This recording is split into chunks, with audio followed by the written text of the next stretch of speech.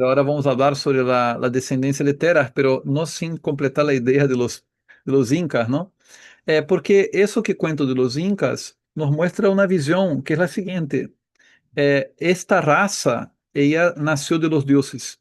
Essa ideia é muito presente em várias culturas. Os gregos também tinham isso, os romanos também tinham isso, não? Que de alguma maneira aquele pueblo que deu origem, não, a uma grande civilização nasceu de um semideus, de alguém assim, não? Com alguma história diferente, não?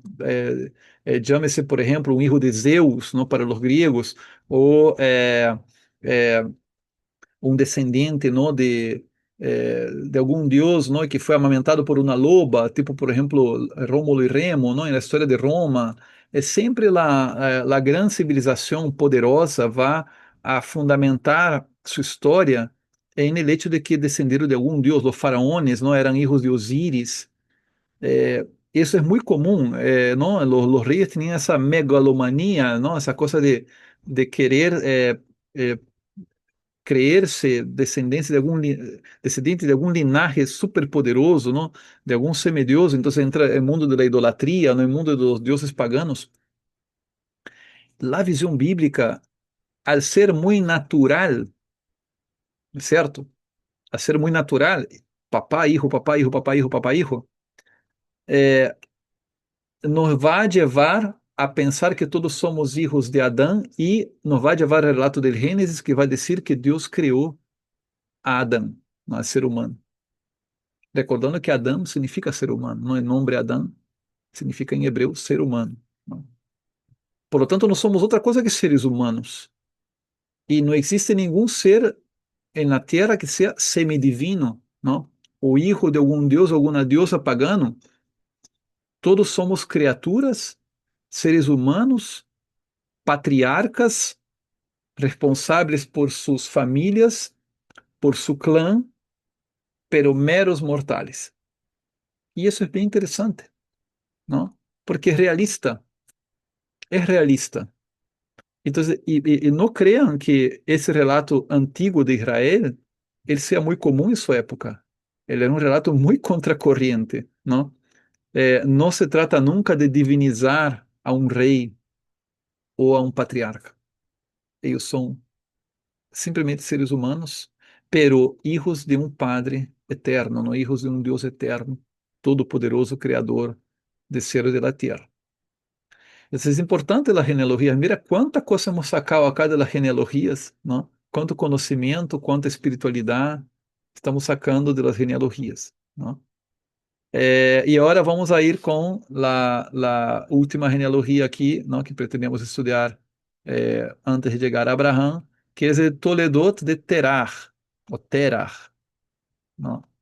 Então, Toledot de Terah é el que está en Génesis 11, de 10 al 28, al 26, ¿no? Es el sexto Toledot de la Biblia.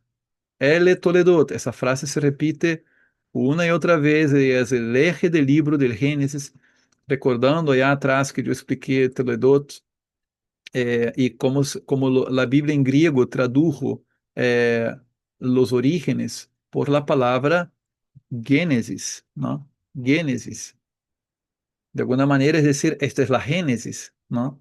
Esta es la génesis de Terah, o esta fue la generación de Terah, o esta fue la descendencia de Terah, para ser más claro, ¿no? En castellano.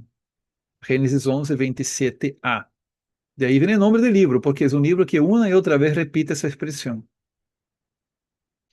Esta es la descendencia de Terah. Terah engendró a Abram, Nahor y Arán. Arán engendró a Lot. Arán murió antes que su padre Terah em seu país natal, Ur de los Caldeus. Abram e Nahor tomaram esposa. La mujer de Abram se chamava Sarai, e la mujer de Nahor, Milcá, hija de Arán, el padre de Milcá e de Discá. Sarai era estéril, não tinha hijos. Terah tomou a su hijo Abram, a su nieto Lot, hijo de Arán, e a su nuera Sarai, la mujer de su hijo Abraham, y salieron juntos de Ur de los Caldeos para ir a la tierra de Canaán. Llegaron hasta Harán y se establecieron allí. Los días de Terah fueron 205 años y murió en Harán. Palavra de Deus. Te alabamos, Senhor. Então, aqui o texto bíblico tomou al último patriarca antes de Abraham, que era Terah, e padre de Terah, para empezar com a história de Abraham. ¿No? Para empezar com a história de Abraham. De partida, é interessante entender o que significa o nome Abraham. O que significa Abraham? Abraham significa mi padre es exaltado. De alguma maneira, aqui temos também o motivo por el qual temos um Toledot de Terah, porque o nome Abraham significa mi padre es exaltado. Terah. Vamos a ver. Terah tem três filhos: Abraham, Nahor e Harã. Depois vamos a entender que existe um personagem chamado Lot, não? Terah tomou a su hijo Abraham, a su nieto Lot, hijo de Arán. Acá está, ¿no? Arán engendró a Lot. Solo que Arán murió, ¿no? Arán engendró a Lot y Arán murió antes que Terah dejara su país natal, Ur de los Caldeos. Aqui abaixo dice, ¿no? Que Terah tomou a toda su familia, ¿no? Tomou a toda su familia y salieron juntos de Ur de los Caldeos para ir a la tierra de Canaán. Então está presente aqui, ¿no? Em dois momentos nesse texto, a ideia de que Terah vai a deixar seu país natal, Ur de los Caldeos, ¿no? Ur de los Caldeos. Arã havia muerto, ¿no? E quedan Abraham e Nahor. Ambos se casam, ¿no? Abraham se casa com Sarai e Nahor se casa com Milcá. Milcá era sobrinha de Nahor, porque era hija de Arã. Ou seja, Milcá era irmã de Lot, certo? Era Milcá, hija de Arã. Arã engendrou a Lot e se deduz que também Arã engendrou a Milcá. Ou seja, Nahor se casou com sua sobrinha. E tuvo dos hijos, ¿no? Dos hijas, Milcá e Discá. Mientras que Abraham se casou com Sarai, ¿no? E Sarai era estéril, não tinha hijos. Correto? Então, toda essa gente, ¿no? Terah, Abraham, Sarai, Lot, Nahor, Milcá e suas hijas, todos saem juntos de Ur de los Caldeos para ir a la tierra de Canaán. Pero eles não chegam a Canaã, eles chegam a Harã e se estabelecem ali, não? E aqui termina a história de Terah. Todo o que se disse acerca de Terah e que viveu 205 anos e que morreu em Harã. Agora aqui se hace obrigatório, não? Echar uma mirada nos mapas, correto? Temos que fazer aqui um pouquinho de geografia bíblica, coisa que me gusta só um pouquinho, né? Só um pouquinho. Vamos a ver aqui a geografia bíblica, não é certo? É, a ver, por onde podemos começar, não? Podemos começar por este mapa aqui, mira, este mapa e esta tabla. É só para que vocês tenham uma noção de como o estudo dos idiomas nos permite entender muitas coisas, não?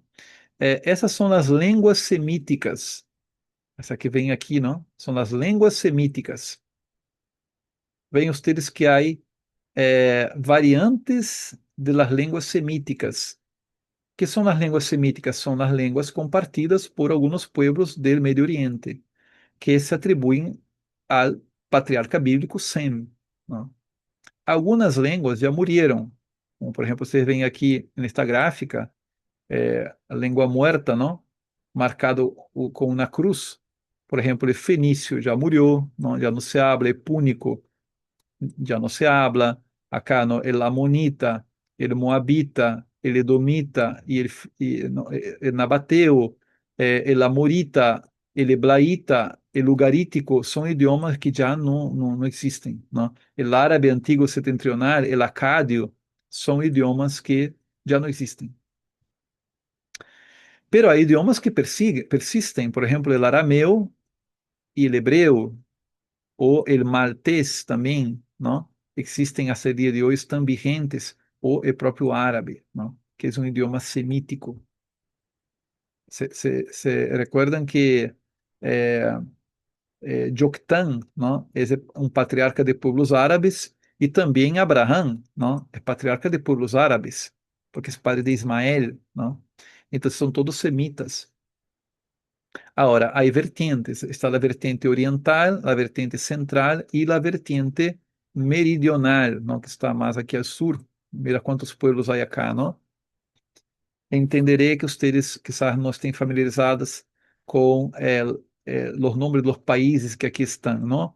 Pero tener en consideración eso, ¿no? Que aquí estamos hablando de la península arábica, esta península aquí, ¿no? Que es la región donde está Arabia Saudí, que es esas líneas de acá son de las fronteras actuales, ¿no? La Arabia Saudí, ¿no? El reino árabe, aquí está el Kuwait, aquí está esta eh, región acá es el Qatar, ¿no?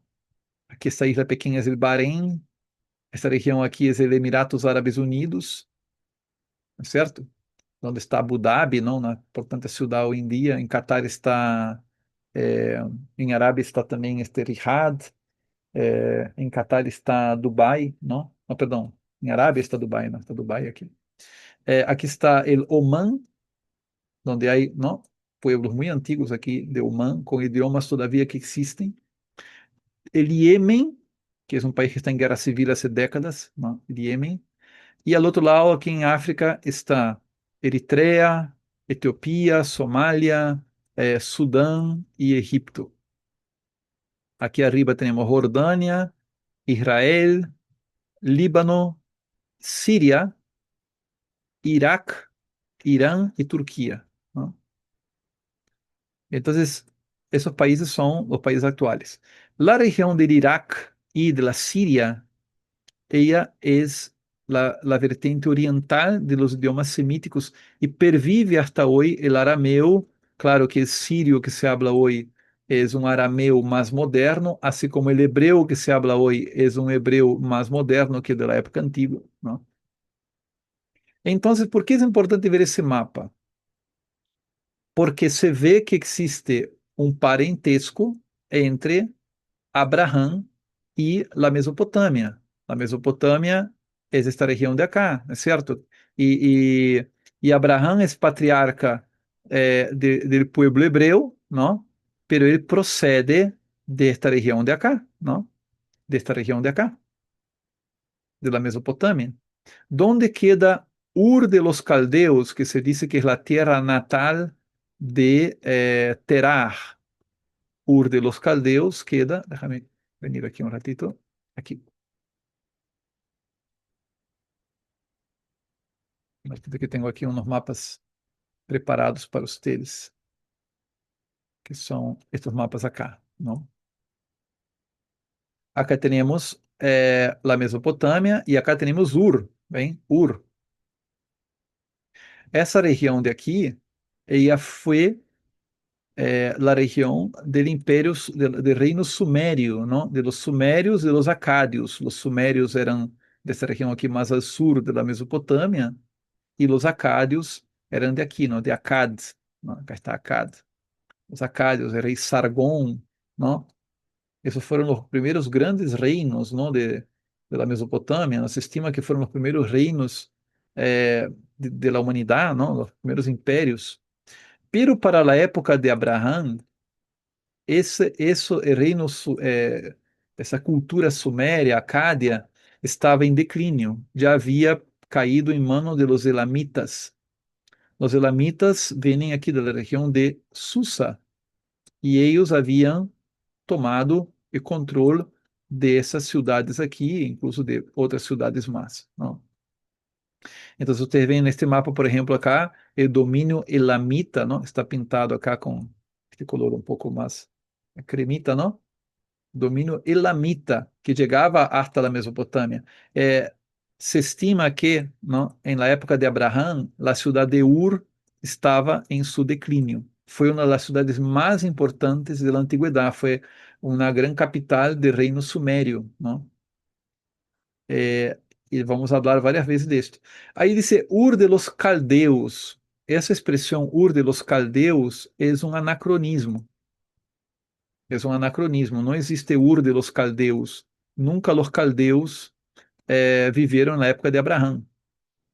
Em la época de Abraham e de Terah, eram los elamitas quienes dominavam essa região, não los caldeus. Los caldeus solo vendrían a existir 1000 anos depois.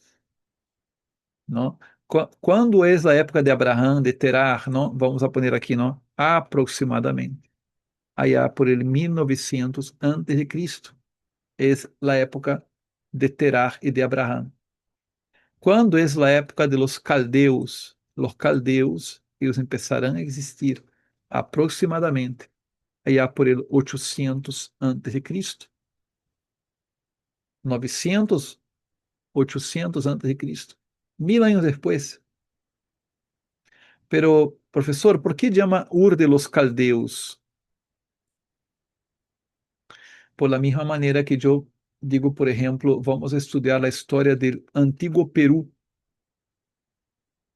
ou não sei, do antigo México, ou de la antigua Costa Rica. O que significa o antigo Peru? Não, eu dizia muito isso aí na escola onde eu ensinava a los chicos. Não existe o antigo Peru. Pero, professor, a professora de história nos dijo que estamos estudando o Peru antigo. Não existe o Peru antigo. Não? Esse é um anacronismo. Ah, pero eles viviam aqui no Peru. Viviam no território onde estamos agora. Pero eles não eram peruanos. Ah, os peruanos antigos. Não, isso não existe. Os peruanos antigos não existem. Porque desde quando existem os peruanos? Ou desde quando existem os costarricenses ou os mexicanos? Desde o momento em que os pueblos autóctonos se mesclam com os espanhóis, incluso outros pueblos mais, não, africanos, no caso de Peru, os chinos, os japoneses, mas sobretudo os espanhóis, e se forma um mestiçaje que dá origem ao peruano, ao costarricense, ao mexicano, ao brasileiro. Não existe o brasileiro antigo, não existe o peruano antigo. Existem culturas que aí existiram, não? E no caso de Peru, los mochicas, los lambayeques, los paracas, los huari, los incas. E em la época de los incas, chegaram os espanhóis, e aí então houve um mestiçaje que foi dando origem a um pueblo chamado Peru, não? Peruano. Então, Peru existe há muito menos tempo. Pero usamos esse anacronismo, los antigos peruanos, el antigo Peru. ¿Por quê? Para que seja mais fácil de entender. Então, o escritor sagrado, ele escreveu esse texto quando Ur era dominada por los caldeus. Los caldeus foram um pueblo que habitou, esta região acá, não? E que se expandiu, não? Se expandiu aqui por esta região e luego dominou todo esse território acá, não? Los caldeus, eles dominaram toda essa região, não? Allá por el año 600. E grande conquistador caldeu, é muito famoso, não? Se chamou Nabucodonosor, não? Ele foi um rei caldeu. Então, esse texto foi escrito provavelmente na época em que a gente não entendia que Ur fuera um lugar que perteneciera a outro pueblo, sino los caldeus. Então, Ur de los caldeus. Correto? Agora, a história de Abraão não tem nada a ver com os caldeus, né? Sacar um detalhe histórico aqui, porque esse tipo de anacronismos é muito comum na Bíblia e pode causar confusão a quienes não estudam a história. Tá? vamos a ver aqui, ¿no? Entonces, él se va de Ur hacia, mira, acá está um pouco mais detalhado, ¿no? Toda a região aí da Mesopotâmia, com várias cidades aí, ¿no? Que havia na época dos sumérios, certo? Esse é um tema muito interessante de estudar, ¿no? La cultura suméria, ¿no? A cidade de Ur, depois os arqueólogos encontraram muitas riquezas comparáveis às riquezas de los faraones, ¿no? Uma cultura muito desarrollada, isto aqui, ¿no? Muito desarrollada. A cidade de Ur, a cidade de Uruk, a cidade de Uma, ¿no? Larsa, Lagash, Eridu, não? Essas cidades sumérias, não? Churupac, Nippur, ah, aqui não, Acádia, não? Que não se sabe exatamente de onde quedava. Então, isso eram as cidades antigamente, não? De los sumérios, de los acádios, não? Com grandes histórias, com muitas coisas que os arqueólogos han encontrado. Bueno, isso estava em declínio, como decía, não? Por el ascenso de los elamitas. Na época de Abraão, dominavam os elamitas, incluso são mencionados no capítulo 13 de Gênesis. Então, isso é um pouco da geografia. Ora, migrou Abraão, não? Abraão se foi, então aqui está o mapa, não? De la migração de Terah e partiu hacia Canaã, pero diz o texto que eles se quedaram em Harã, não? Aqui está Harã. Se foram de Ur a Harã. Ricardo, como se sabe o caminho? Como assim hacen um mapa desse tipo? Bueno, se estima, ¿no? Que se supone que o caminho era bordeando o rio. Entonces, basta bordear o rio e traçar o caminho, ¿no? Porque todos os alrededores aqui eram desérticos. Entonces, el río es el único lugar donde se puede vivir aquí, ¿no? Es alrededor del río. Entonces, ellos se van hasta Harán, ¿no? E Harã não está na ruta, porque a ruta seria por el rio, passar de aqui hacia a outra cuenca, que é a de Rio Orontes, que está por aqui, não? E luego passar a la região de Canaã. Pero não foi isso o que fizeram, eles se desviaram hacia Harã, não? Harã era um enclave, sigue sendo um enclave, não? Um lugar muito importante assim, geopoliticamente, não? Porque Harã é o nexo que há entre a cuenca do rio Tigris, que é pero do rio Éufrates, que é esse rio de aqui, e la do rio Tigris, que é este rio aqui. Então, Harã é uma cidade comercial, é uma cidade de caravaneros, não? Donde é um grande mercado até o dia de hoje e certamente um lugar, um ponto de encontro de los comerciantes, que provavelmente assim Abrão, Terah, provavelmente eles eram comerciantes, eram caravaneiros, não? E se han vuelto pastores, não? Ou eram pastores, estamos acá fazendo conjeturas, ou também eram pastores e buscavam terras. ¿Por que iam a Canaã? ¿No? De hecho, aquí no hay ninguna promesa hecha a Terah, ¿no? Terah quería ir a Canaán. Es que Canaán era de los pocos lugares fértiles que hay en medio de ese desierto, ¿no? Acá estamos buscando regiones fértiles. Esto es Canaán. Es una región fértil por el río Jordán, aqui por outros rios que também há aqui mais a norte. Então, aí uma riqueza hidrográfica, não? Dentro de um mundo desértico e está cerca do Egito, não? Está cerca do Egito. O Egito era a região mais fértil que havia, não? Que há no Medio Oriente, é o Egito até o dia de hoje, não? De lejos. Então, provavelmente buscando pastos ou buscando comércio. Então, eles se instalam em Harã, não? E aí se quedam a viver. Aí se quedam a viver. Se instalam allí. Essa é a informação que nos traz este texto aqui que nos apresenta Abrão, recordando que Abrão significa isto, não? Mi padre es exaltado, lo qual podemos pensar não? Em um Terah como um ilustre patriarca, não? Que a Bíblia nos traz aqui. E com isto, começamos a história de Abrão, não? Abrão. Todavía no se llama Abraham, ¿no? Abraham será su nombre allá más adelante, cuando Dios le va a cambiar el nombre. Se llama todavía Abraham. Y con eso hemos terminado la prehistoria sacerdotal, ¿no? Con los Toledotes de la prehistoria. Seguirán los Toledotes en el libro de Génesis. Eh, y hemos visto aquí todo lo que viene antes de Abraham, ¿no? A partir de la próxima clase, vamos a leer sobre Abraham y veremos las promesas que Dios le hace a Abraham. ¿Alguna pregunta hasta aquí? ¿Quedó claro? Sí, ¿Desapareció? ¿Sí? ¿Quieren comentar sí. algo? Bueno, en mi caso, yo estoy empezando hasta ahora con este estudio, Ajá. pero me ha impresionado mucho el actuar de Dios. O sea, hasta ahora estoy como cayendo en el entendimiento de cómo los planes de Dios se han hecho a lo largo del tiempo y cómo todavía ese plan hoy se ajusta a, a lo que, bueno, a Jesús, o sea, a que nosotros nos aproximemos y busquemos la salvación. O sea, de verdad que estoy muy impresionada porque hasta que uno analiza esto, se da cuenta de lo que fue, de lo que es y de lo que próximamente será.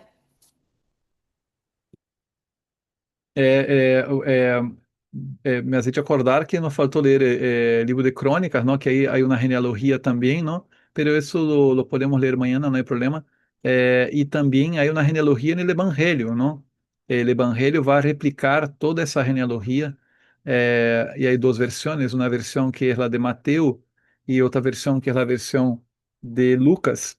Entonces mañana podemos completar com isso que tu me estás dizendo. De hecho, se vai conectar com Jesus, não? Porque Deus quis venir ao mundo em uma grande família. Não? Esse é um mensagem muito bonito que traz a Escritura. Deus quis venir em uma família, aí pensamos em Maria e José, a Sagrada Família, mas também podemos pensar que Cristo quis venir no seno da família humana, né? Porque somos todos uma só família, não? E por mais que existam diferentes línguas, culturas, tradições, nações, histórias, etc., territórios, não? Fronteiras, en el fondo, el proyecto divino es crear una gran familia, ¿no?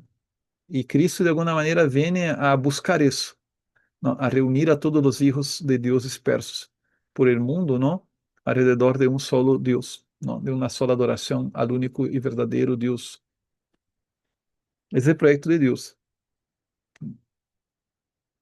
Muy bien. Alabado sea nuestro Señor. Eh, Elizabeth, ¿querías comentar algo? ¿No?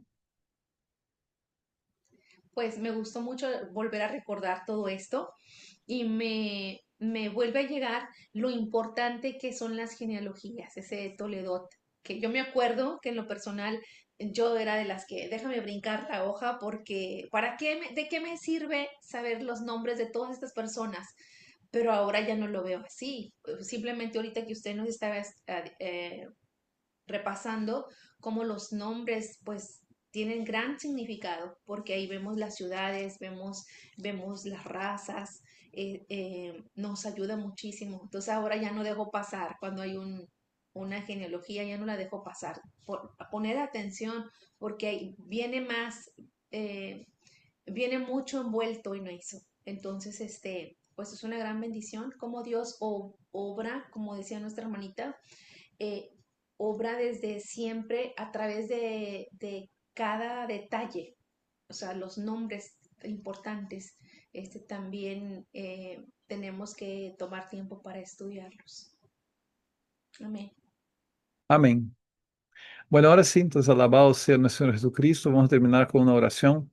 En el nombre del Padre, del Hijo y del Espíritu Santo. Amén. Yo te alabo, Padre, Señor del cielo y de la tierra, porque ocultaste esas cosas a sabios e inteligentes y las has revelado a los pequeños. Sí, Padre, porque así lo has preferido. En el nombre del Padre, del Hijo y del Espíritu Santo. Amén. Amén. Gracias entonces por acompañarme hoy día. Nos vemos mañana entonces para seguir entonces con esta historia sagrada. Chao, chao. Amén. Bendiciones. Gracias.